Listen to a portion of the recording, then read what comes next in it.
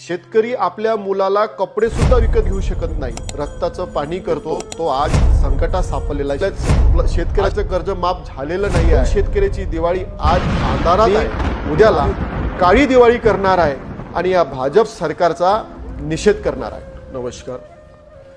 दिवाळी हा सण आपल्या हिंदू संस्कृतीमध्ये मोठ्या उत्साहित केला जाते आणि सर्व लोक दिवाळीची वाट बघतात।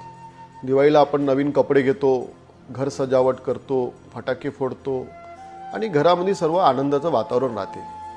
पण आता उद्याला लक्ष्मीपूजन आहे, दिवाळी चालू आहे। आम्ही उद्याला जिल्हाधिकारी कार्यालयाच्या समोर धरणे आंदोलन करणार आहे आणि काळी दिवाळी करणार आहे। कारण की आमचा जो शेतकरी बाप आहे, जो शेतकरी शेतात राबराब राबतो, कष्ट करतो, रक्ताचं पाणी करतो, हिवाळा अंगावर घेतो, पावसाळा अंगावर घेतो, ऊन अंगावर घेतो, तो आज संकटात सापडलेला आहे। शेतकरी आपल्या मुलाला कपडे सुद्धा विकत घेऊ शकत नाही, घरी डेंटिंग पेंटिंग करू शकत नाही, फटाके सुद्धा तो लहान मुलांना घेऊन शकत नाही।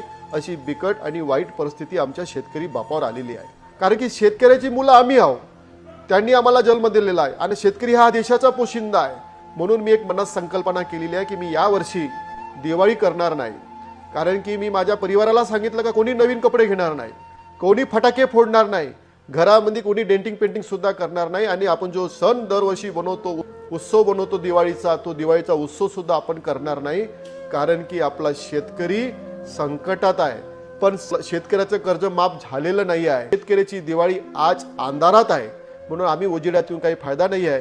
म्हणून आम्ही उद्याला काळी दिवाळी करणार आहे आणि या भाजप सरकारचा निषेध करणार आहे।